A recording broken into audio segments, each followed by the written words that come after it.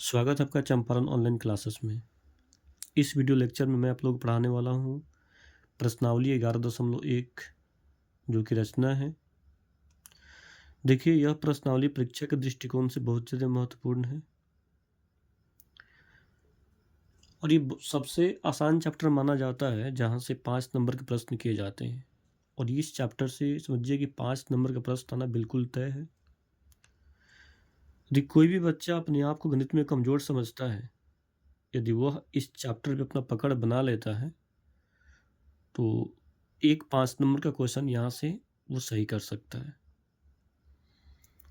देखिए, इस प्रश्नावली की कुछ बेसिक बात कर लें हम, तो इस प्रश्नावली में कुल मिलाकर के आपका 2 तरह के प्रश्न किए जाएँगे।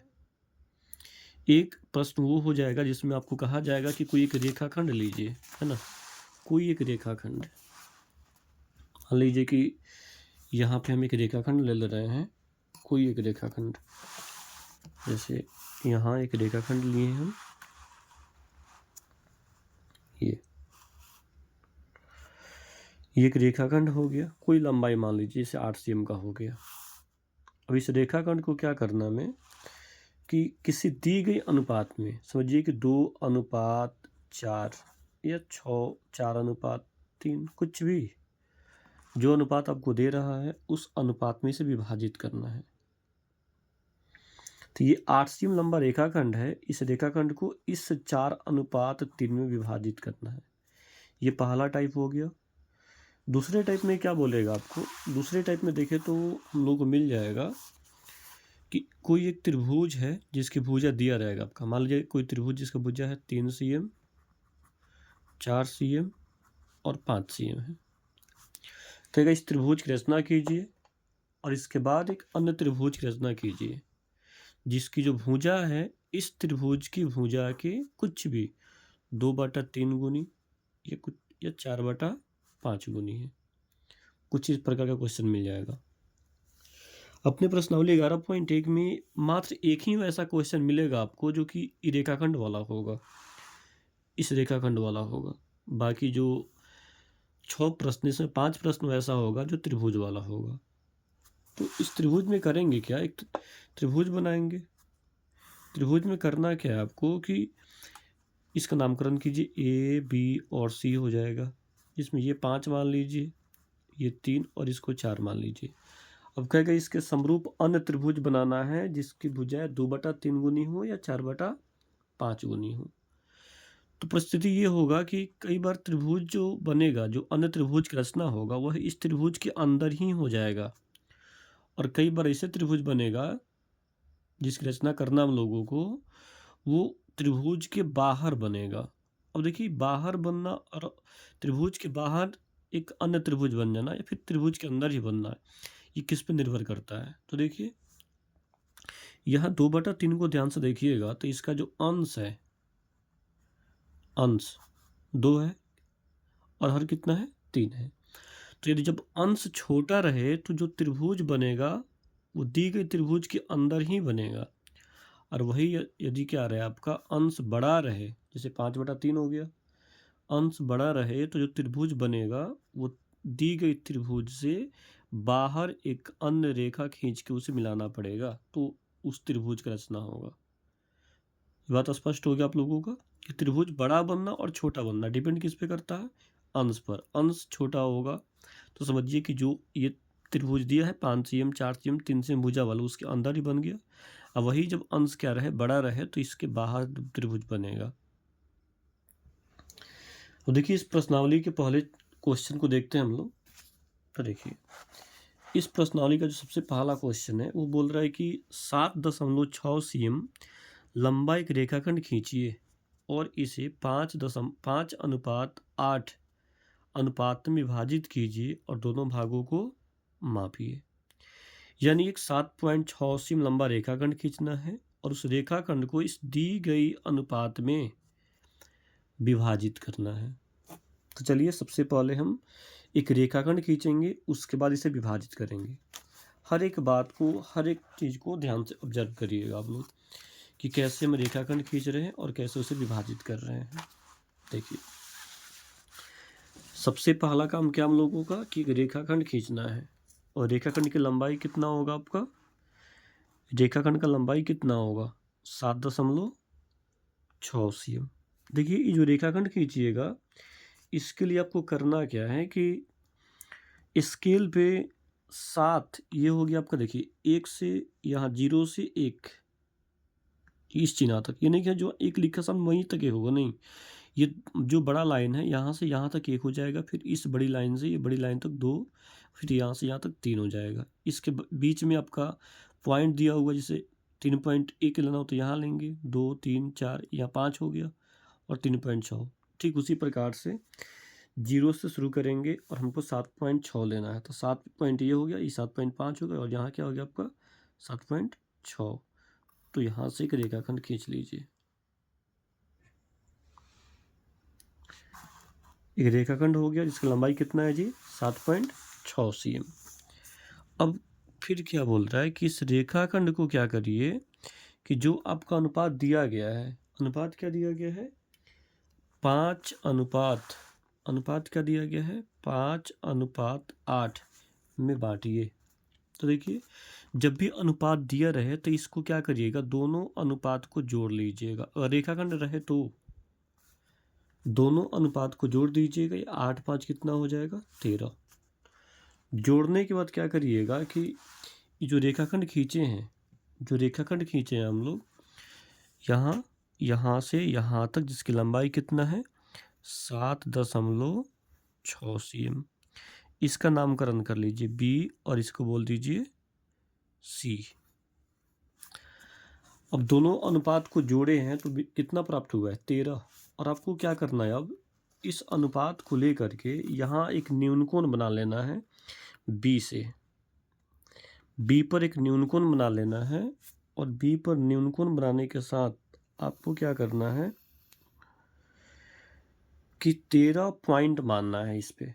ये B से जो न्यूनकोण बना है इसका नाम BX कर दीजिए और समझिए कि इस पे 13 पॉइंट मानना हम लोगों को है ना 13 पॉइंट। तो या तो आप प्रकाल को खोल लीजिए इतना एक अपने हिसाब से और 13 भागों पे काट लीजिए, या फिर यहाँ स्केल रखिए और आप रेखाखंड की लंबाई ही 13 खींचिए और एक एक cm पे 13 जगह काट लीजिए। ये 2 हो जाएगा, 3 हो जाएगा, 4 हो जाएगा, 5 हो जाएगा, 6 हो जाएगा, 7 हो जाएगा, 8, ये 9, ये 10, 11, 12 और ये 13 हो जाएगा। अब इसका नामकरण कर लेंगे हम लोग। देखिए ये क्या है आपका,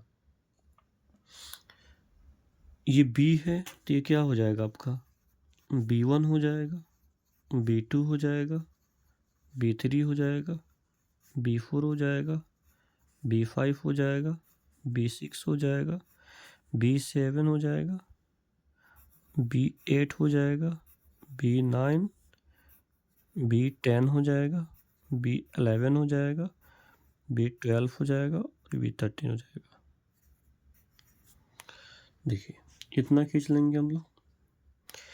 इतना खींचने के बाद आपको करना क्या है, इतना खींचने के बाद आपको करना क्या है, अब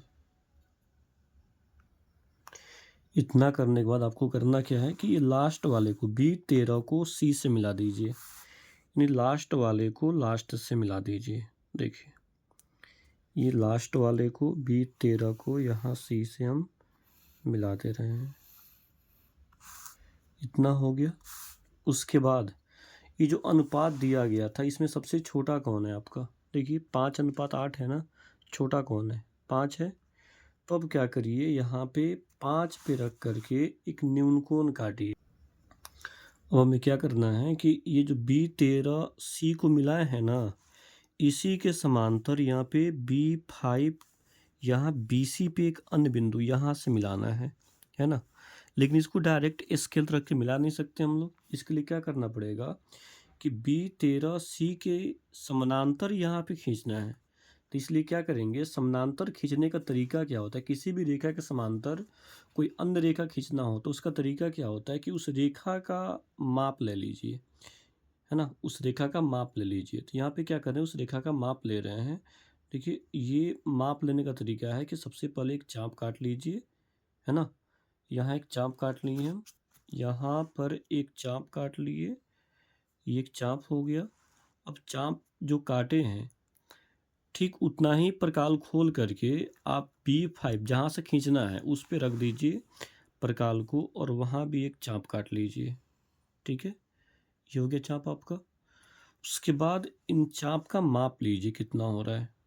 देखिए इसका माप, ये इसका माप हो रहा है, फिर देखिए ये इसका माप हो रहा है ना, इसका माप हो गया। ठीक इतना ही माप ले करके यहाँ पे आप क्या करिए, ये चाप काटिए। अब ये जो हमें प्राप्त हुआ, ये कहीं ना कहीं ये जो B13C था और B13C था, इसी का समांतर खींचने के लिए हम ये सारा काम किए हैं। पहले इसका माप ले लिए हैं, इतना एक चाप काट करके माप ले लिए, फिर ये चाप काट करके और जो इसका माप यहाँ पे था हमारे पास इतना, उतना ही माप यहाँ पे काट लिए हैं और यहाँ से इसको मिला देंगे जो कि इसके समांतर ही तो हो जाएगा ना वो। अब यहाँ से क्या करिए, B5 से इसको मिला लीजिए, B5 से यहाँ से मिला लीजिए। B5 से मिलाइएगा तो ये कुछ ऐसे प्राप्त होगा आपका।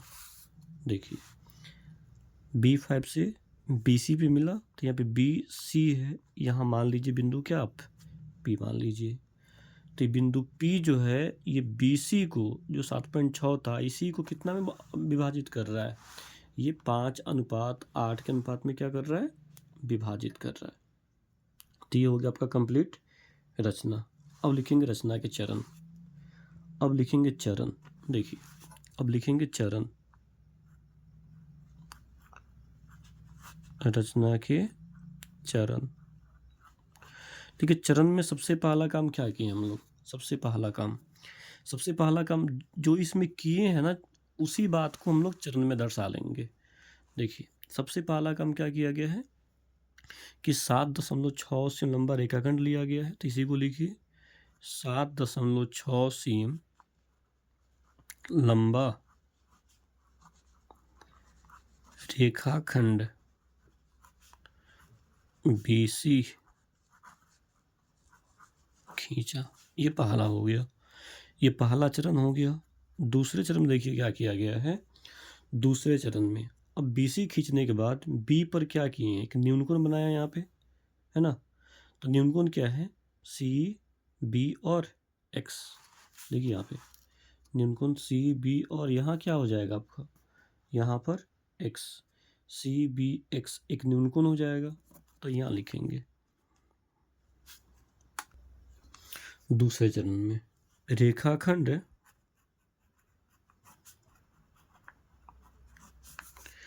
BC पर CB और नीचे क्या आपका X, CBX एक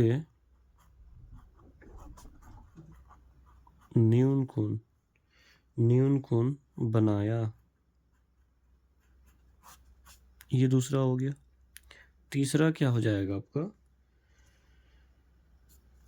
तीसरा अब देखिए न्यूनकोण CBX न्यूनकोण हो गया। अब इससे क्या प्राप्त हुआ, BX प्राप्त हुआ ना, तो कह सकते हैं किरण BX पर BX ये वाला BX ये वाला BX पर B1, B2, B3 dot B13 अंकित किया। ये तीसरा हो गया, अंकित किया। चौथे नंबर में अब देखिए B13 अंकित कर दिए हैं। उसके बाद क्या किए हैं कि B13 को C से मिलाया है ना, इस B13 को यहाँ जो B13 है इसको क्या किया गया है, C से मिलाया गया है। तो लिखेंगे B13 को C से मिलाया, B13 को C से मिलाया, B13 को C। अब 5वें नंबर में देखिए आप लोग, 5वें नंबर में बोल सकते हैं B13C समांतर, B13C समांतर, इस समांतर का सिंबल है B5 ये B5P बनाया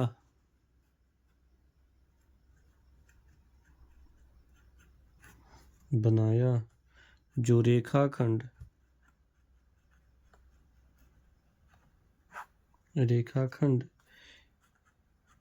AB को 5:8 में विभाजित करता है। देखिए ये हो गया कंप्लीट आपका रचना और उसके चरण। इतना लिखेंगे, ये खींचेंगे और इतना जो काम यहाँ किए हैं उसी को शब्द में लिख देना है, जिससे हो गया आपका ये रचना कंप्लीट।